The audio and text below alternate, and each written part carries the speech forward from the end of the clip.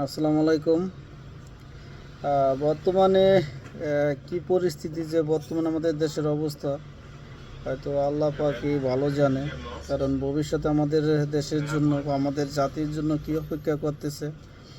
আর গতকালকে থেকে একটা গুঞ্জন উঠছে যে প্রধান উপদেষ্টার ডক্টর ইউনূস হয়তো পদত্যাগ করতে পারে। আবার ইউনূসও হয়তো প্রধান উপদেষ্টাদের নিয়ে একটা মিটিং করে এবং সেখান থেকেই গুঞ্জন ওঠে এবং আগামী শনিবার সে হয়তো একটা জাতির উদ্দেশ্যে ভাষণ দেবে। হয়তো তখন হয়তো পরিষ্কার বোঝা যাবে যে কি হতে চলছে। কিন্তু বর্তমান যারা উপদেষ্টার আছে তাদেরকে নিয়ে অনেক বিতর্ক। আবার আমাদের দেশের জনগণ অনেক দাবি নিয়ে মাঠ সরগম। এতে হয়তো সরকারের কাজ করতে খুব অসুবিধা হচ্ছে।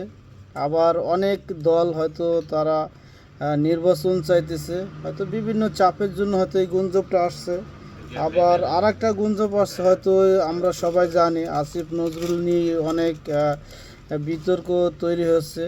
বিগত সরকার আমলেও তখন আওয়ামী লীগের জেলা ছিল, এখন জামাত, বিএমপি, বিশেষ করে পিনাকি, ইলিয়াস, তাদেরও একটা জেলাস তৈরি হয়েছে এই আসিফ নজরুলের উপরে। আবার তার কিছু কর্মকাণ্ডের জন্য হয়তো এই জিনিসগুলো হয়তো বেশি প্রকাশ পাচ্ছে। কারণ কিছুদিন ধরে হয়তো অনেক নেতাকর্মী হয়তো তারা জামিন পাচ্ছে, কিন্তু আমাদের অনেক আলেম বা অনেক জুলুমের শিকার তারা এখনও হাজতে আছে। এই নিয়ে হয়তো অনেক প্রশ্ন ওঠে। আর বিশেষ করে আরও কিছু কথা বলছে যে ডক্টর আসিফ নজরুল নাকি অনেক টাকা পয়সা দেশ থেকে পাচার করছে এবং তার স্ত্রী সন্তানকে অলরেডি আমেরিকা পাঠিয়ে দিয়েছে। সেখানে অনেক টাকা দিয়ে জায়গা জমি, বাড়ি ঘর অনেক কিছু ক্রয় করছে। এ ধরনের কিছু গুঞ্জন ওঠে। আসলে জানি না কোনটা কতটা সত্য। আবার বিগত সরকার আমলে যারা বিএনপির ক্ষমতায়, অনেক বিএনপির নেতাকর্মী যাদের নিয়ে অনেক আলোচনা উঠছে, তাদেরকেও তিনি ছেড়ে দিয়েছেন। এ নিয়ে অনেক ধরনের কথা উঠছে। আবার ডক্টর ইউনূসও বলছে যে দেশের আন্দোলন বা তিনি সুস্থভাবে কাজ করতে পারছেন না। আবার এই মুহূর্তে যদি নির্বাচন দেয় হয়তো নির্বাচনটা সুস্থ হবে না। এই জন্য হয়তো একটা গুঞ্জবের মতো কথা উঠছে যে ইউনূস হয়তো পদত্যাগ করতে পারে।